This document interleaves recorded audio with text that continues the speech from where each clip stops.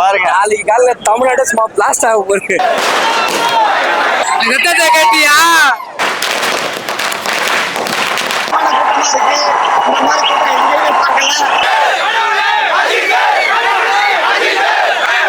சினிமெண்டல் நேயர்கள் அனைவருக்கும் வணக்கம். நான் உங்கள் எஸ்சிமுத்தி. படம் எங்க இருக்கு அப்படின்னா ரோகிணி தேட்டரு.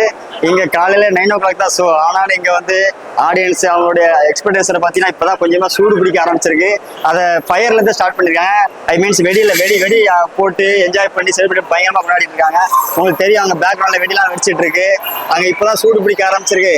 இந்த ஃபயர் வந்து காலையில ஒரு காலையில இல்ல ஒரு 2-3 நாளைக்கு இந்த ஃபயர் குறையாது. ஏன்னா இது வந்து 2 வருஷம் கழிச்சு படம் ரிலீஸ் ஆகுது. ஸோ எக்ஸ்பெக்டேஷன் எந்த அளவுக்கு இருக்கிறவங்களுக்கு பெருசா இருக்கும் தெரியாது. இப்போ நைட்டு 1 மணி ஷோனாலே நம்ம ஆளுக்கு அவ்வளோ ஃபயரா இருப்பாங்க. காலையில 9 மணி தான் ஷோ, இருந்தாலும் அந்த ஃபயர் கம்மியாகல.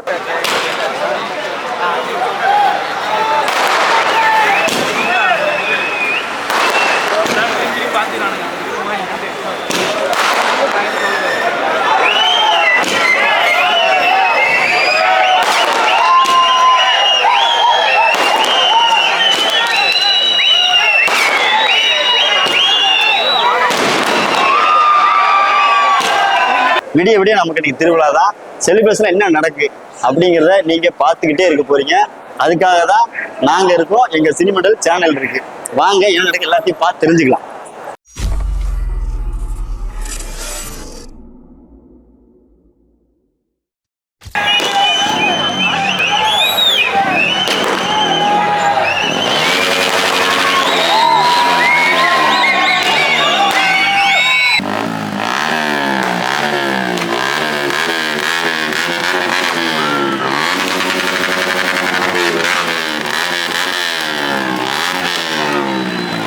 ஸோ இந்த ஃபயர் வந்து இப்போதைக்கு யாராலும் அணைக்க முடியாத ஒரு ஃபயர் தான்.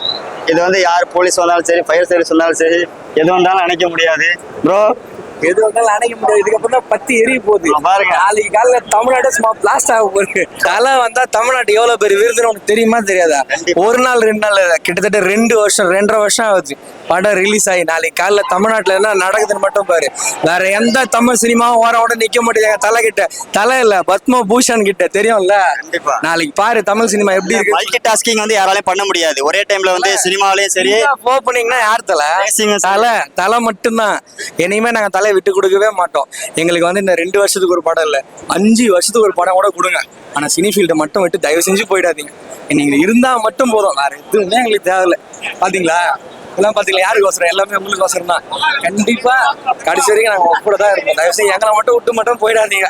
வேற எதுவும் இல்ல. தலை என்னைக்குமே வாழ சந்தோஷமா நல்லா இருக்கணும். நீங்க நல்லா தான் நாங்க நல்லா இருக்க முடியும். தலை வாழ. பாருங்க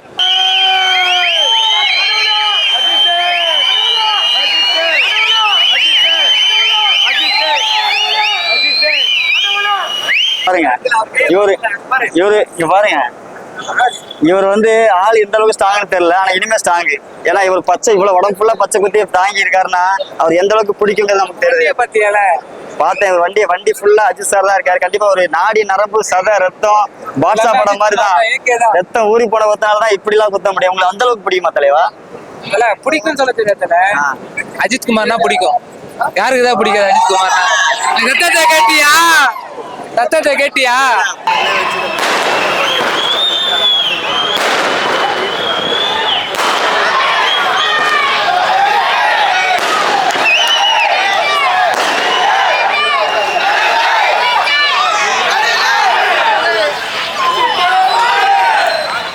அப்ப எப்படி சொல்லுவாங்க, எம்ஜிஆர் பெரிய ஒரு ஸ்டாரா இருந்தாரு. அவர் வந்து சின்ன குழந்தையோட பிடிக்க சொல்லுவாங்க.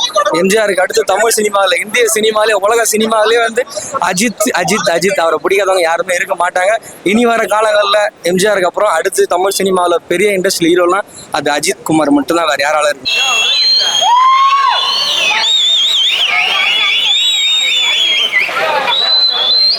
ஆக்சுவலா ஃபேமிலி ஆடியன்ஸ்ல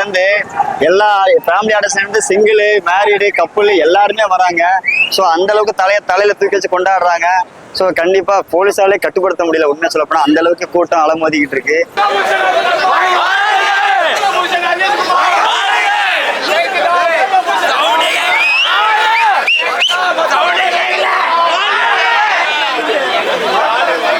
வந்து ஒரு நடிகனுக்கு மனுஷன் இல்ல, ஒரு நல்ல மனிதனுக்கான நடிகருக்கான சிறந்த ரசிகர் கூட்டம் என்கிட்ட இருக்கு. பட்டாளமே இருக்கு பாத்தீங்களா, கடவுளே அஜித்.